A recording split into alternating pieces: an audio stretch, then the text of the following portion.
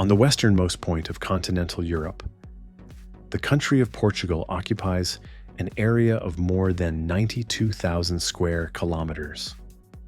This area includes the whole mainland of the country, as well as its autonomous islands in the North Atlantic Ocean. Its population is around 10.6 million, most of which is concentrated around its urban areas of Lisbon and Porto. Collectively as a whole, the country is officially divided into 7 distinct regions, all of which are different from one another, each emanating their own diverse set of flair and attributes. To rank the best regions to live, retire, and invest in, we are going to consider factors like cost of living, healthcare quality and accessibility, property prices, climate, visa requirements, along with safety, and the overall atmosphere.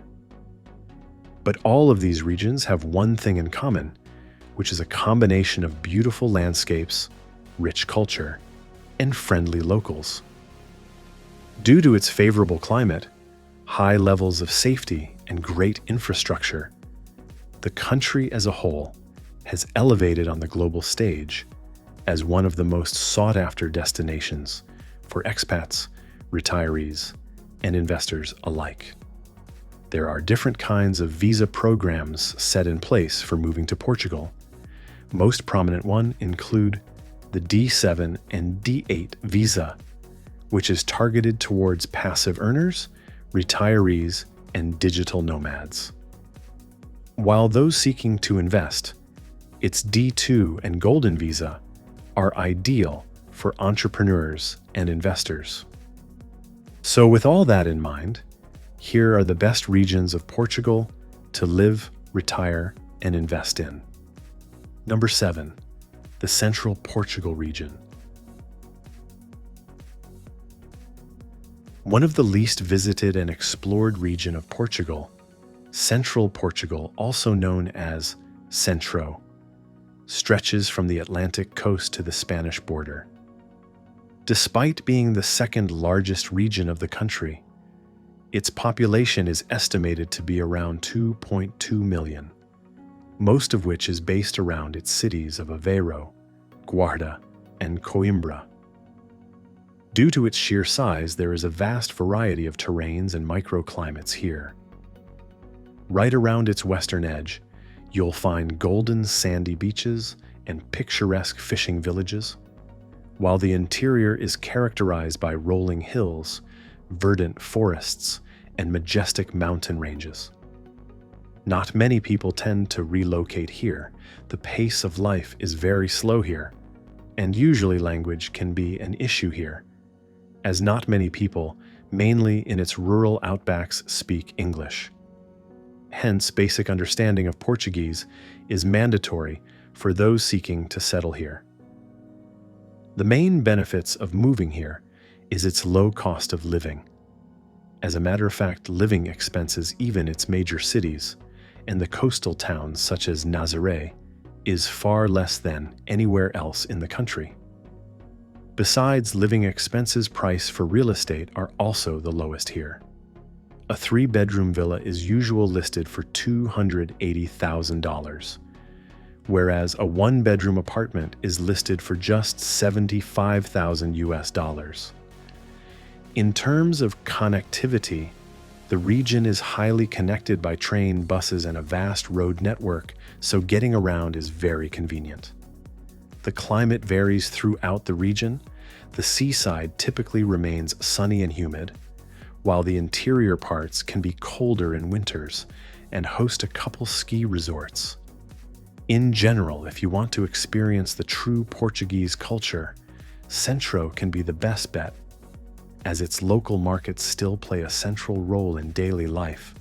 Traditional festivals are celebrated with gusto, and family-run taverns serve hearty regional cuisines that has remained unchanged for generations. Number 6, the Azores Islands.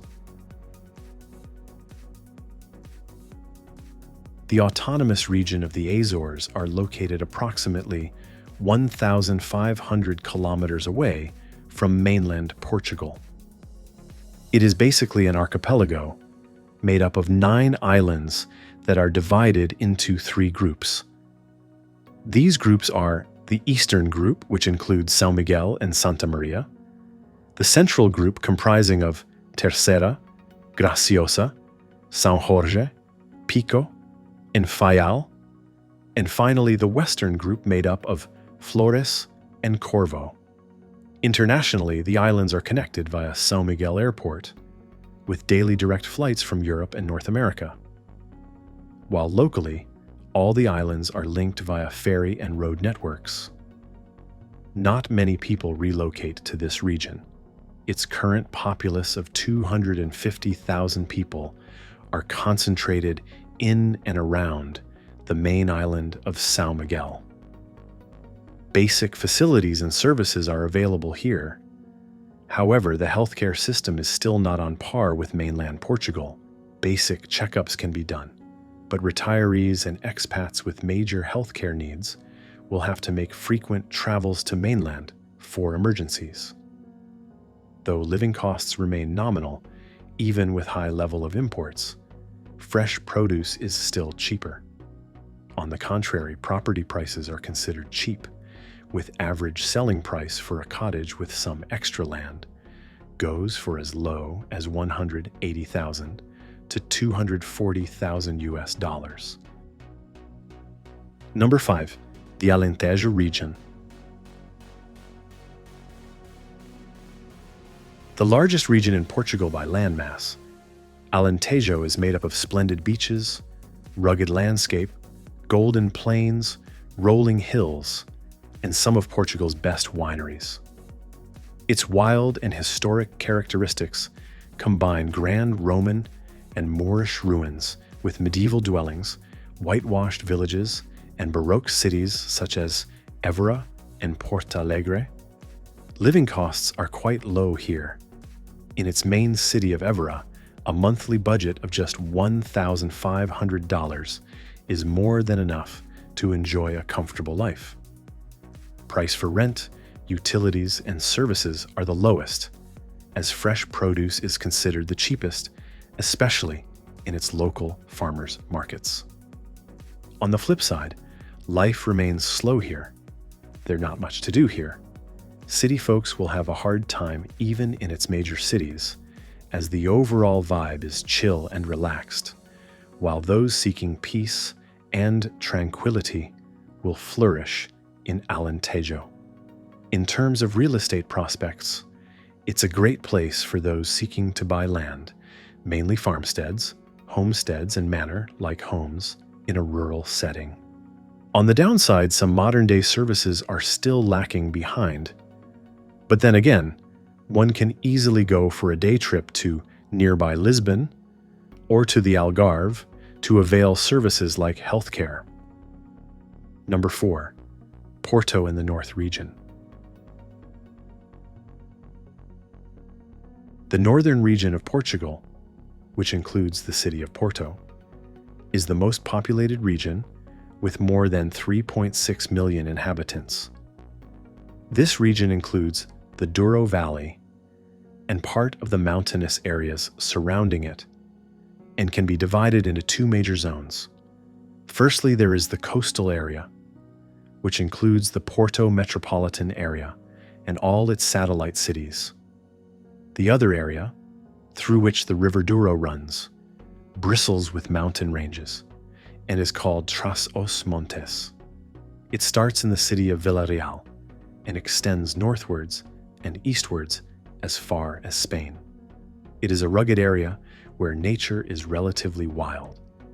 Yet in the northern interior, there is also something of the upper Alentejo region, where the sparse trees, olive plantations, and almond trees give it a Mediterranean feel. Besides the main city of Porto, there are plenty of famous smaller cities and municipalities here, including Viana do Castelo, Vila Real, Lamego, or Braga. Cost of living in Porto tends to be on the higher side of the spectrum, but then again, it's a big metro city, and accommodation price varies from one municipality to another. The interior part is much more cheaper, but basic knowledge of Portuguese is necessary for those opting to settle in the innermost part of the north. Number 3. The Islands of Madeira. Another autonomous region of Portugal, located just south of the islands of Azores, Madeira is about 1,000 kilometers away from the mainland. In contrast to the Azores, the island of Madeira is much more developed and populated. Its current total population is approximately 270,000, with most residing in its capital city of Funchal, which itself is the 6th largest city of Portugal. Getting to and around Madeira is very convenient, as it hosts daily direct flights from Europe and North America. The atmosphere is subtropical, with average temperatures ranging from 15 degrees Celsius in the winters to 25 degrees Celsius in the summers.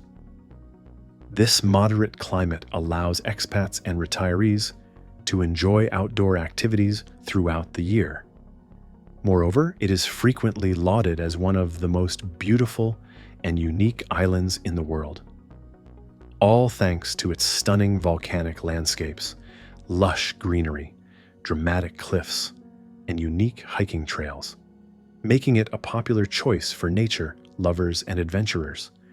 The cost of living here can be a bit expensive because of its reputation as a tourist hub. However, it can be managed for those opting to reside persistently.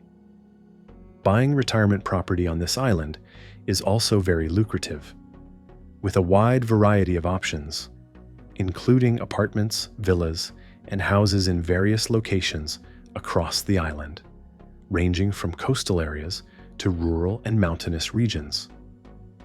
Additionally, Madeira has an up-and-running tax regime, which grants tax incentives to expats with foreign-sourced income, such as pensions and investment earnings, for a period of 10 years, making it an attractive option for those pursuing tax benefits. Number 2. The Algarve. Famous for its beaches, sun, and sea, the Algarve is one of the most stunning areas of southern Portugal, and like all the other regions, has both benefits and drawbacks for its residents. About 18% of its population are foreigners. This significant draw is a testament to its great quality of life and high living standards.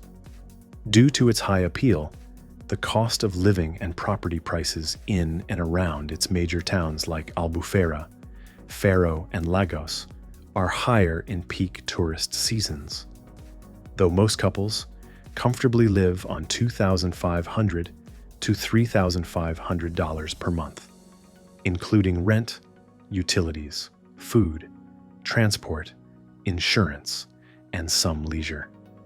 The property market is also very buoyant in all parts of the Algarve. 2 to 3 bedroom homes in its interior areas are listed for under $300,000, while villas overlooking the sea or with direct access to the beach can easily reach $500,000. Infrastructure is reliable.